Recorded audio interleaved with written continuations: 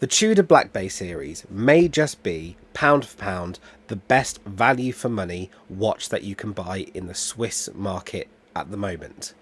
It has a hell of a lot of features, and in my opinion, it eclipses the Rolex Submariner in a number of different areas. But today we're going to do a long-term look at the Black Bay and how I think in 2023 it is going to not only eclipse the Rolex Submariner, but really be one of, if not the best value for money diver that you can buy today.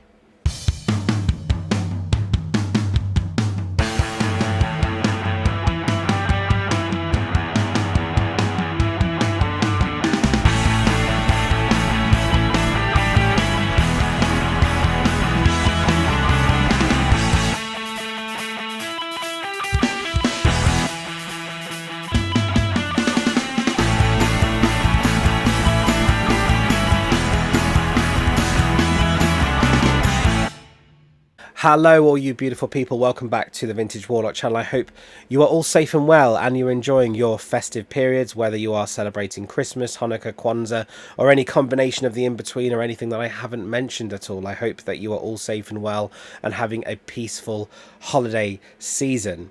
Now today, as I mentioned before, we're going to be having a look at the Tudor Black Bay series and how I feel that in 2023 it is going to offer some of the best value, if not the best value for money, pound for pound, that you can get from a diver, a Swiss diver in particular. And I certainly think that this watch has a lot of pros, especially when you pit it against its older brother, the Rolex Submariner. Now, to be clear, we're going to be doing my thoughts alone when it comes to the Tudor Black Bay series. It's not anyone else's thoughts. People might disagree with me. In fact, I encourage you to disagree if you don't, and leave the comments in that below and we can have a bit of a discussion about it. I also want to make clear as well that I have never owned a Rolex Submariner. I have held them, I have worn some of them, I've worn friends Submariners in the past, and I have spent a little bit of time with them on the wrist, but I have never actually owned one, so I can't speak for the long-term ownership of a Rolex Submariner. I can only speak when it comes to the specs of the watch and how I feel about the watch and what I think about it in terms of a price standpoint as well. There are lots of different options to talk about today, and as such I think I'm going to get into it, but unfortunately you are going to be hearing the ramblings of a madman today, especially when I talk about this watch and when I have some of these longer rantier videos. So for those of you who are unaware, my journey with the Tudor Black Bay really started about 2 years ago. And I'm a big advocate, as you guys know on the channel, of buying homage watches. I don't believe in paying too much for homage watches, but I do see the value in homage watches. And I'm still glad that I bought a couple of homage watches before buying the Tudor Black Bay, because if I hadn't have bought them, I wouldn't have known how much I liked the design on my wrist and how much I really wanted to get the real thing. Now, a lot of people will say don't buy homage watches because you are basically paying for somebody who's ripped off the design, and I can see the logic in that. I can understand why some people aren't big fans of it, but I also think from my experience there's no better way to get a feeling of a watch on your wrist if you are to go and buy a homage watch. So potentially my reason for buying homage watches are going to be very different from your reasons for buying a homage watches, or potentially different from people who abstain from homage watches. But I still think that it's an incredibly important process for me to understand a watch. I would rather spend 60 to £100 on a homage watch, put it on the wrist and think to myself, well, these have very similar proportions and actually I'm not a big fan of the design, I'm not as big a fan of it as I thought I would be, and sort of sell that watch on, than I would to spend thousands of pounds on a watch design and then put it on the wrist, realise I do not like it at all. It's either the proportions are all wrong or it's just not quite right. So to add to this, in 2020 I bought a couple of homage watches. I bought the San Martin Tudor Black Bay homage, and I also had a J Brackett Imperio way back when, which is one of the grainy older videos on this channel, which I implore you not to watch because it's very janky and very amateurish. But both of those watches had the Tudor snowflake hands. They both were 40 mil in diameter as well, or around 40 mil in diameter, and they both had the look of Tudor Black Bays. As I started to wear these watches a little longer and I enjoyed the look of them, I then decided to do a little bit of research online to have a look at prices for Tudor Black Bays. I had a look on the Tudor website, saw them brand new for about £4,000, no thank you. And then I also went on to places like Chrono24 and on eBay as well. Now at the time I was leaning more towards sites like Watchfinder and Chrono24, just because you had a bit more of a peace of mind that what you were getting was a genuine thing, and at the time they didn't have the authenticity guarantee that they do on eBay.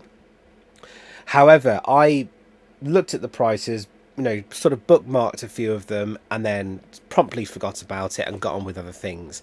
At the time I wasn't doing YouTube as much in terms of reviews, and in fact I was working 2 different jobs, and I started doing my MBA, my master's degree, which I'm still doing today. Fast forward a year into 2021 and I was unfortunately made redundant from my role due to the pressures of COVID and the energy crisis and other things that have been going on, which had put strain on the business in which I was working in. So I decided to go self-employed and open my own consultancy. That had a lot of work and a lot of hours in, but I also found as well that I was able to manage my time in a way that allowed me to start posting some more review videos on there and start looking at the watches content as well. This then reignited the passion that I had for the Tudor Black Bay and realising that this was the watch that I really wanted. Now, at this time, everything seemed to come into place. Not only during this time was my consultancy starting to do well, and I was starting to get a few videos out there, I was also making a bit more money as well. A lot more money actually than I would have made just as an employee.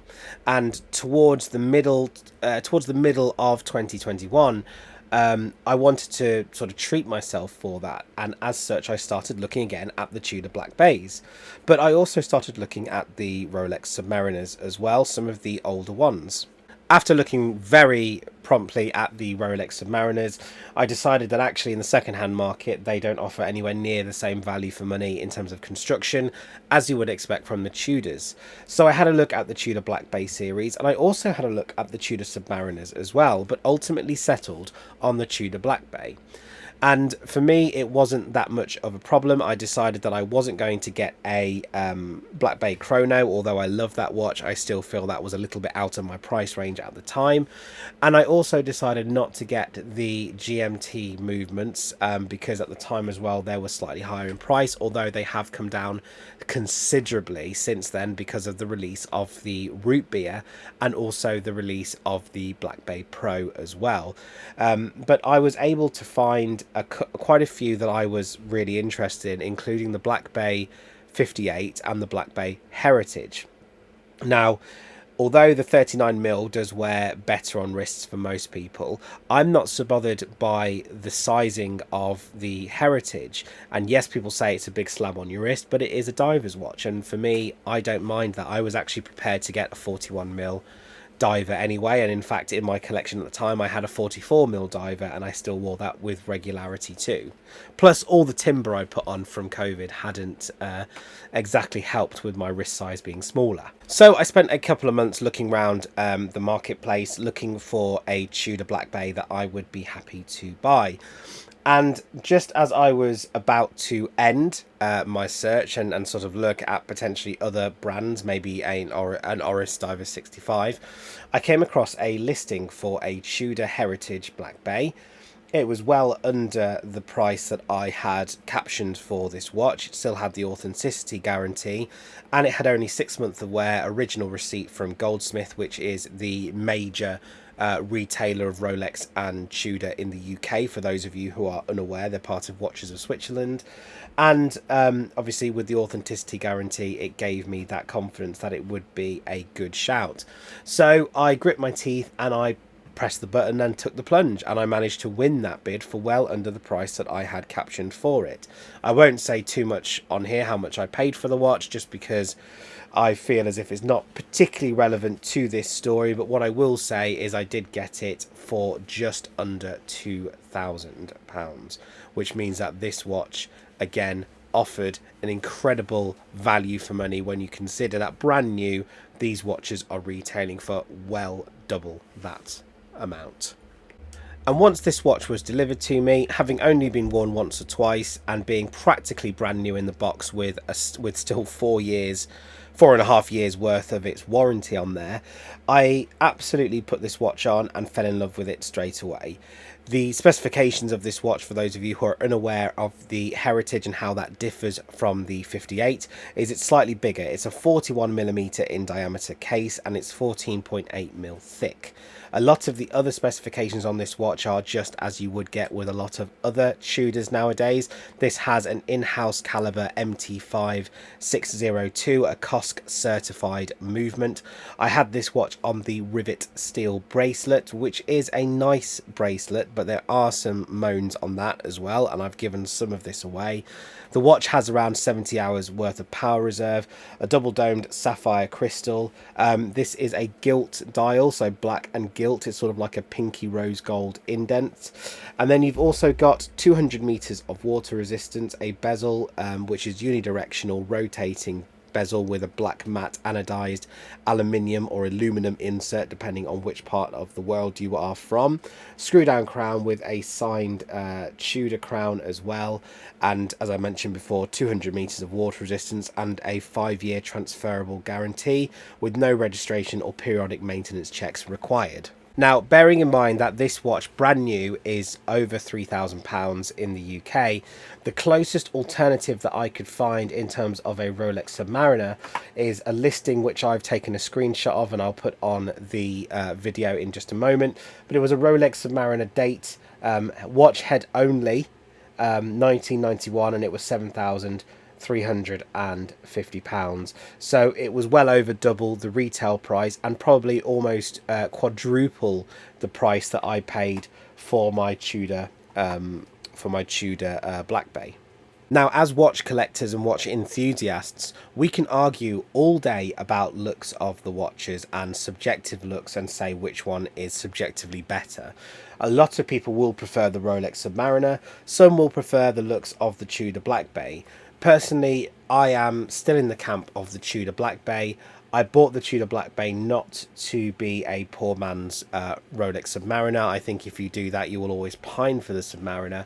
I bought it with the knowledge that I wanted to get the Black Bay, and that was the watch that I really wanted, and I wasn't interested really in the Submariner, despite the fact that I like the style of the Submariner and I like the way that that also looks on my wrist as well.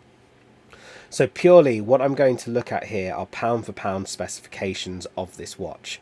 So I've gone through the specifications of the Tudor Black Bay. The Rolex, of course, has exactly the same when it comes to a sapphire crystal.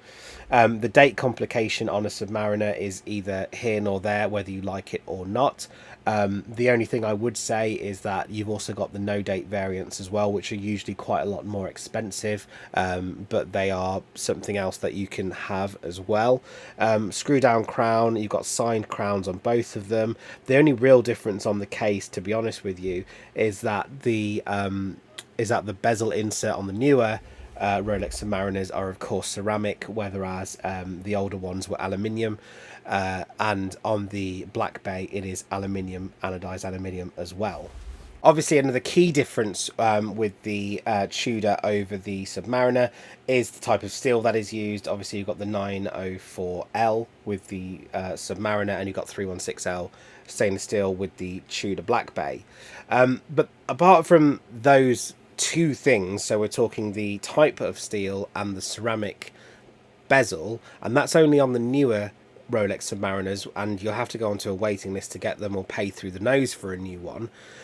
The differences aren't really that obvious, and they're certainly not, 4 times the amount or 3 times the amount worth of value on a Submariner than there is for a Tudor Black Bay. At least not in my opinion, not from the case at least anyway. Now all that leaves is the bracelet, and with the Tudor Black Bay I have to say that the bracelet is well made. It is nice, it is solid. The rivets aren't for everyone, I understand that. For me, it is okay. I don't mind the look of the rivets. In fact, I think it actually helps the look of an older watch.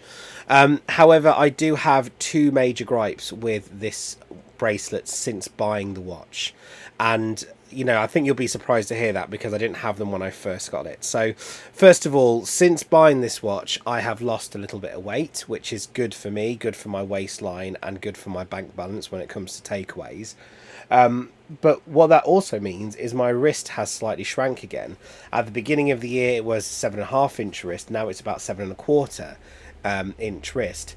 And that difference means that I have to take out a link from the Tudor Black Bay Heritage. Now, that would be okay if there were either an extra link of micro adjust on the clasp, which there isn't. There's only 3 links of micro adjust, which means that I have to either wear it incredibly tight with one link taken off, or I can wear it slightly loose, which for a big watch can be a little bit uncomfortable with the extra link added in. What Tudor really need to do with this watch is either use the T-fit type of clasp that they've got now with the Tudor Black Bay and have that on offer for everyone, so that you've got, you know, better on the fly adjustment. That would be my first option. Or the second one, for some of these older versions, try and see if you can get half links in it. I mean, I don't really understand why they don't do half links with it. And so when I realised that I had lost a little bit of weight and this watch wasn't wearing in quite the way that it did trigger a little bit of a crisis in terms of how am I going to make this watch work. So I bought a few straps, and since then I've actually been wearing it on a variation of different straps. Has it put me off this watch?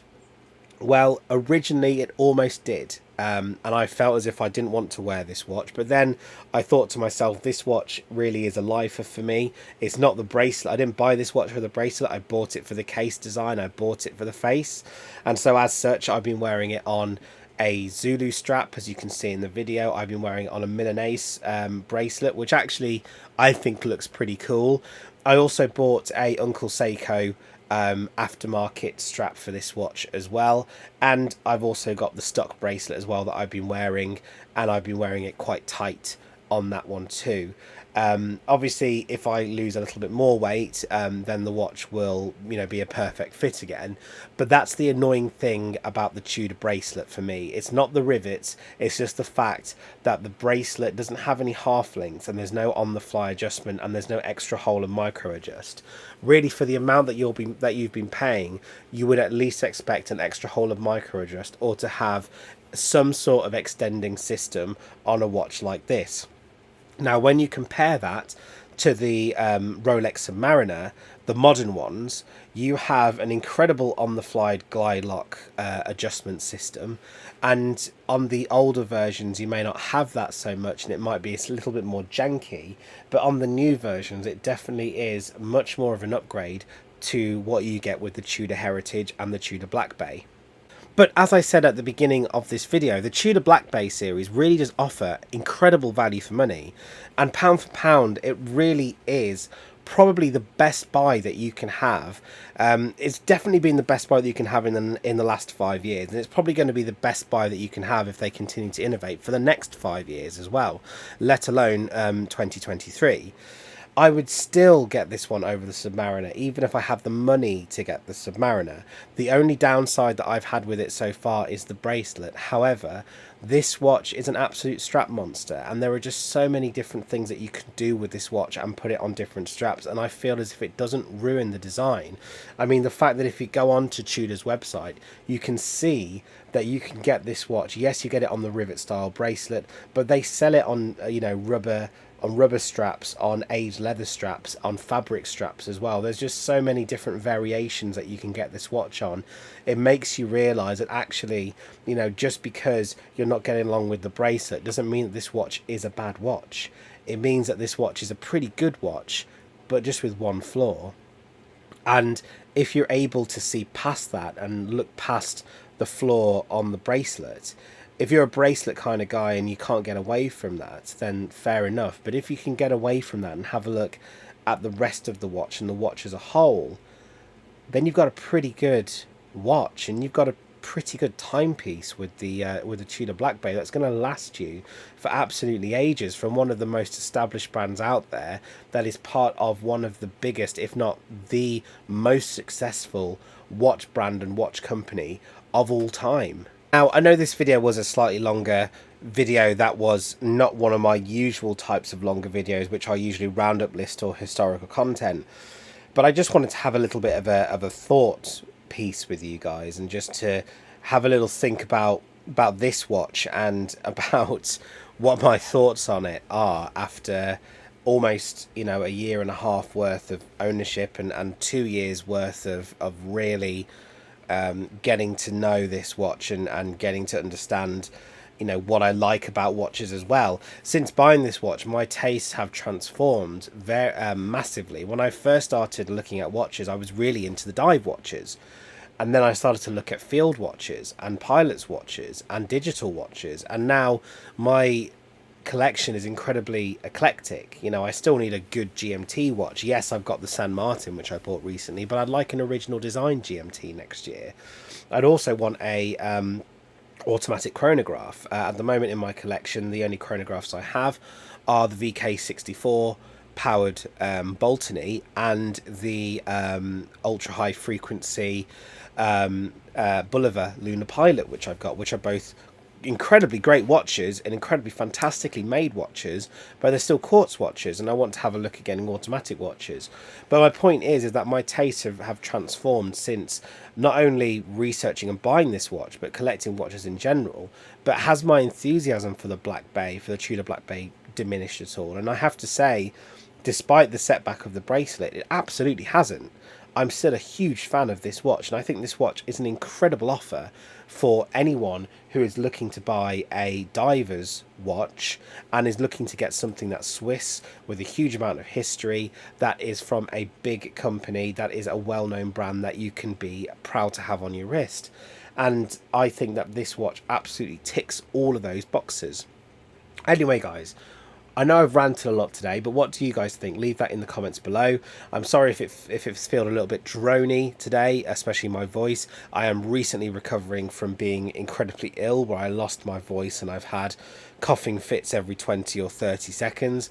So my voice has been a little bit down. So if that has upset some of you guys and you turned off, then I am sorry.